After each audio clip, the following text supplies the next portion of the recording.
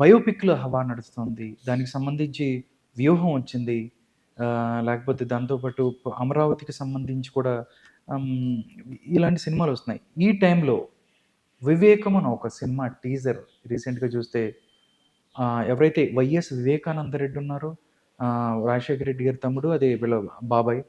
Caption గూడా 'who killed బాబాయ్' అంటూ ఒక ట్రైలర్ నిజంగా రిలీజ్ అయింది. నిజంగా చూస్తే దాంట్లో చాలా వాస్తవానికి దగ్గరగా ఉన్నటువంటి గా అనిపిస్తుంది. ఆ ట్రైలర్ చూసారా? దాని మీద మీరేం మాట చెప్తారు? వీళ్ళు వాస్తవానికి దగ్గర అంటే యాక్చువల్‌గా వీళ్ళు ముందే చెప్పారు. హ్మ్. దస్తగిరి పాయింట్ ఆఫ్ వ్యూలోనే సినిమా నడిచింది. అంటే అవును. ఫస్ట్ సిబిఐ వాళ్ళు ఏదైతే అవును. ఆహ్, 'దస్తగిరి కదిరెళ్ళాడు, గడ్డలు తెస్తానని' ఆ! ఒక డైలాగ్. గొడ్డలు తెస్తాడు. మేము హ్మ్. అంటే ఆ కథ హ్మ్. ఏంటి? హ్మ్. దస్తగిరి చెప్పినటువంటి కథ. హ్మ్. ఎర్రగంగిరెడ్డి ప్లాన్ చేసాడు మొత్తం. హ్మ్. మేము ఒకరోజు రాత్రి పూట నలుగురం కలిసి ఆయన ఇంటికెళ్ళాము. ఆయన అప్పుడే హ్మ్. ఎక్కడి నుంచో ల్యాండ్ డీలింగ్ మాట్లాడుకొని ఇంటికొచ్చాడు. ఇచ్చాడు. ఇంటికొచ్చిన తర్వాత ఎర్రగంగిరెడ్డి "ఏంట్రా వీళ్ళందరిని తీసుకొచ్చావు" అని అడిగితే, హ్మ్. ఏమీ లేదు ఏదో ల్యాండ్ డీలింగ్ మాట్లాడదామని వచ్చారు" అని. హ్మ్. అందులో సునీల్ కుమార్ యాదవ్ అలాగే ఉమాశంకర్ రెడ్డి వాళ్ళు ఉన్నారు. అయితే వీ వీళ్ళేంటంటే నా భార్యని చంపుతావా? నా భార్య కావాల్సొచ్చిందా నీకు అని ఈయన. మా అమ్మ కావాల్సొచ్చిందిరా నీకు అని ఆయన సునీల్. హ్మ్. వీళ్ళిద్దరు కలిసి ఆయన మీద దాడి చేసి కింద పడి మీద పడి కొడుతుంటే, హ్మ్. ఆ గొడ్డలు ఏదైతే తెచ్చావో మరి వీళ్ళే చంపేసిన ఆ గొడ్డలికి కూడా ఏదో ఒక క్యారెక్టర్ ఉండాలి కదా అని హ్మ్. చెప్పి దస్తగిరి ఆ గొడ్డలతో తల మీద ఒకటి, భుజం మీద ఒకటి ఏసాడు. హ్మ్. దాంతో ఆయన రక్తంలో గిలగిలా కొట్లాడుతూ ఉంటే అలా తీసుకెళ్ళి బెడ్‌రూమ్‌లో పడేశారు. ఓకే. అది వాళ్ళు చెప్పినటువంటి story. Story. So, next day morning Krishna Reddy వచ్చి ఏంటి ఇంకా లైట్లు వెలగట్లేదు, తలుపులు హ్మ్. తీయట్లేదు అని చెప్పినప్పుడు పని మనిషి వాళ్ళ అబ్బాయి పని మనిషిని తీసుకొనొచ్చి అక్కడ పెట్టాడు. ఆ తర్వాత వాచ్‌మెన్ రంగన్న గూడా లేచి నీళ్లు కొట్టడానికెళ్ళాడు. ఆయన అలాగే నీళ్లు కొట్టుకుంటూ వెనక్కెళ్ళి అట్లా కిటికీలో నుంచి చూస్తే అయ్యగారేమో ఇలా రక్తపు మడుగులో పడున్నాడనమాట. హ్మ్. అయ్యగారు అని ఆయన అరిచిన వెంటనే వీళ్ళందరూ వెనక డోర్ నుంచి వెళ్లి హ్మ్. చూస్తే ఆయన బాత్రూమ్‌లో రక్తపు మడుగులో పడున్నారు. హ్మ్. ఆయన్ని తీసుకొచ్చి హాల్‌లో పెట్టారు. హాల్‌లో పెట్టి వెంటనే అవినాష్ రెడ్డికి విషయం చెప్పితే, అవునా ఇలా జరిగిందా అని చెప్పి ఆయన వాళ్ళ డ్యాడీకి చెప్తే వాళ్ళ భాస్కర్ రెడ్డి గారు వచ్చి, హ్మ్. కడిగేయండిరా రక్తమంతా అంటే వీళ్ళు నీట్‌గా కడిగేసి శవాన్ని మంచిగా మేకప్ ఏసి అక్కడ పెడితే సీరియస్‌లీ హ్మ్. తర్వాత వీళ్ళందరూ వచ్చినప్పుడు హ్మ్. భాస్కర్ రెడ్డి గారు గుండెపోటు అని చెప్పండి. అర్థమైందా? గుండెపోటు హ్మ్. సరిగ్గా వినండి. గుండెపోటు అని చెప్తే ఆయన గుండెపోటు అంట అందరికి చెప్పేసారు. అదే సాయి అదే సాయిరెడ్డి గారు పేపర్‌ల దగ్గర ఆ! కూడా చెప్పారు. ఆ ఇదే తర్వాత ఏమైందంటే గట్టిగా పోలీసులు అడిగితేనేమో అక్కడ ఒక ఉత్తరం దొరికిందండి. ఒక ఫోన్ దొరికిందండి. అంటే ఏం చేశారు అంటే నేను వెంటనే ఆ టైంలో సునీత రెడ్డి వాళ్ళ హస్బెండ్‌కి కాల్ చేస్తే లెటరు, ఫోను తీసుకెళ్ళి మీ ఇంట్లో దాచి నేనొచ్చే వరకు ఎవరికీ ఇవ్వకు అని అన్నారు. హ్మ్. ఆళ్ళొచ్చి చూస్తే లెటర్‌లో ఏముంది అంటే గట్టిగా రాత్రి పూట "పొద్దున తొందరగా రారా" అని అన్నాను.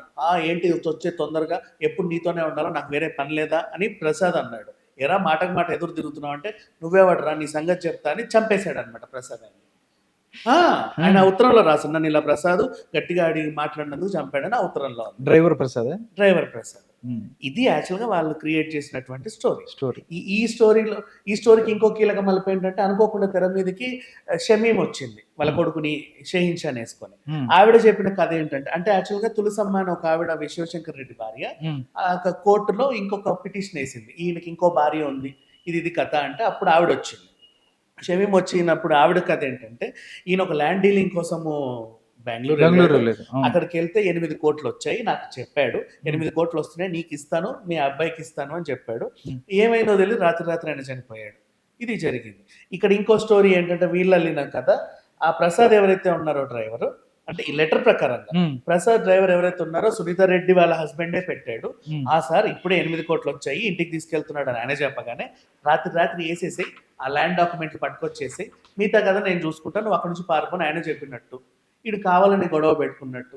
ఈ వ్యవహారం అంతా జరిగినట్టుగా ఈ కథ అంతా అల్లారు. అంటే వీళ్ళ వెర్షన్, వాళ్ళ వెర్షన్ అంతా కలిపి ఒక దస్తగిరి వెర్షన్ ప్రకారంగా ఈ సినిమా కథ రూపొందింది. హ్మ్. ఆల్రెడీ దస్తగిరి మనకి లైవ్‌లో టీవీ ఇంటర్వ్యూలో ఇవన్నీ అవును. అలా మాట్లాడాడు. చంపాను, ఇలా చంపాను, ఇలా ఏసేసానని చెప్పాడు. హ్మ్. ఇప్పుడు ఆయన చెప్పింది జనాలకు సరిగ్గా ఎక్కిందో లేదో తెర మీద చూపిస్తే బాగా అర్థమైందని ఈ సినిమా తీశారు. ఓకే. కాకపోతే దీనికి గిన్సర్లు ఒప్పుకోవు కాబట్టి ఒక వెబ్‌సైట్ క్రియేట్ చేసి ఆ వెబ్‌సైట్‌లో సినిమా నుంచి రూ. 100 రెంట్ కడితే సినిమాని చూడొచ్చండి. హ్మ్. ఎవరైనా చూడొచ్చు, యథేచ్ఛగా చూడొచ్చు అని అదే పేర్లు పెట్టారు మళ్ళీ. హ్మ్. సేమ్ పేర్లు కూడా మార్పులేం లేవు. హ్మ్. ఎవరైనా సరే రూ. 100 కట్టి ఆన్‌లైన్‌లో చూసుకోవచ్చు ఈ సినిమాని. నిన్న ఒక ద్రోహం అని ఒక పాట కూడా రిలీజ్ అయింది. హ్మ్. ఇది కథ. ఓకే. అంటే ప్రస్తుత రాజకీయాల్లో ఉన్నప్పుడు ఈ పరిస్థితుల్లో ఇలాంటి సినిమాలు ఏమైనా అసలు ప్రభావం చూపిస్తావా ఓటర్ల మీద గాని లేకపోతే ఇట్లా ఒక అట్లాంటియేం లేవు. మూడ్‌ని క్రియేట్ చేయడానికైతే మేబీ ఉపయోగపడొచ్చు కానీ, దీనికి ఒక యాక్చువల్‌గా ఓటుని 'రామ్ గోపాల్ వర్మ' గారు ఈ సినిమాలో అలా చేసాడు కాబట్టి నా ఓటు నేను వాళ్ళకి వెయ్యను అన్నంతగా ఏమైనా ఉంటదా ఛీ! అట్లా? ఛీ! దీనికి మళ్ళీ 'రామ్ గోపాల్ వర్మ' గారికి ఒక థాంక్స్ చెప్పుకోవాలి. హ్మ్. ఎందుకంటే హ్మ్.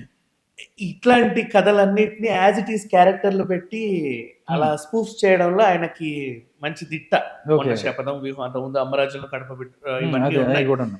సో దీన్ని కూడా అలాగే చూస్తారు. అంతే. అంతే. Okay. Thank you so much Vignan గారు. థ్యాంక్ యూ ప్రస్తుత సో రాజకీయ మచ్. పరిస్థితుల మీద అదే సినిమా మీద దాని మీద విశ్లేషణ అందించారు. నమస్కారం అండి. Thank you so much.